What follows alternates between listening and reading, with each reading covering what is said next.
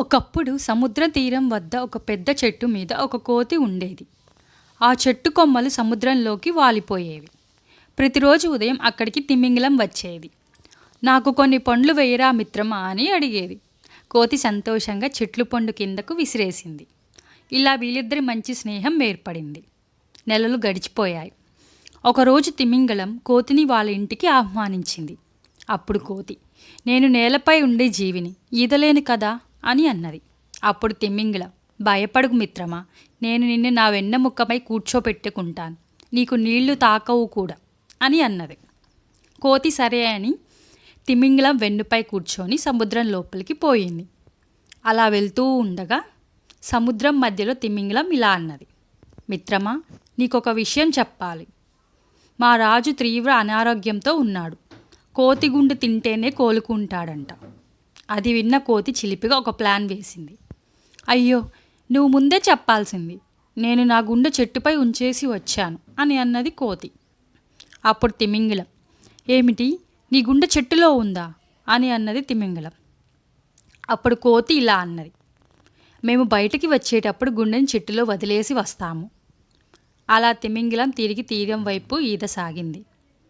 ఒడ్డుకు వచ్చాక కోతి వెంటనే చెట్టుపైకి ఎక్కేసింది. కోతి ఎంతసేపటికి చెట్టు మీద నుంచి రాకపోవడంతో తిమింగలం ఇలా అన్నది, మిత్రమా, సిద్ధమా, తిరిగి వెళ్దాం. కోతి నవ్వుతూ ఇలా అన్నది, ఎక్కడికి వెళ్దాం, నీకొక కథ చెప్తా విను. ఒక ఊరిలో గాడిద ఉండేది.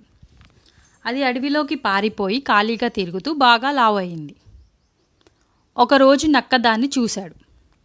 ఇది మా సింహానికి మంచి భోజనం అవుతుందని అనుకున్నాడు. సింహం అప్పటికి బలహీనంగా ఉన్నాడు. వేటకు వీలు లేదు.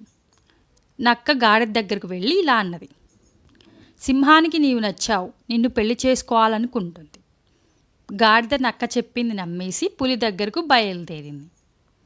సింహం దగ్గరికి వెళ్ళగానే సింహం గాడిద మీదకు దూకింది. గాడిద బలంగా తన్నేసి పారిపోయింది.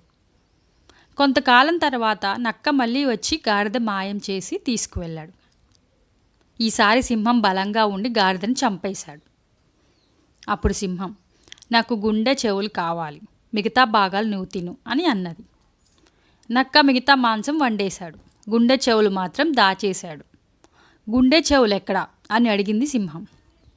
దానికి నక్క ఇలా అన్నాడు, గాడిదకి గుండె చెవులు ఉంటే 2 సార్లు నిన్ను నమ్మి వస్తుందా అని అన్నాడు. కథ మొత్తం చెప్పిన కోతి చివరిగా ఇలా అన్నది, ఇప్పుడు నన్ను గాడిద మోసం చేయాలనుకుంటున్నావా మిత్రమా, నేను మూర్ఖుడిని అనుకుంటున్నావా, ఇక మీదట మన స్నేహం అయిపోయింది అని చెబుతుంది. తిమింగళం నిరాశతో సిగ్గుతో తిరిగి సముద్రంలోకి వెళ్ళిపోయింది.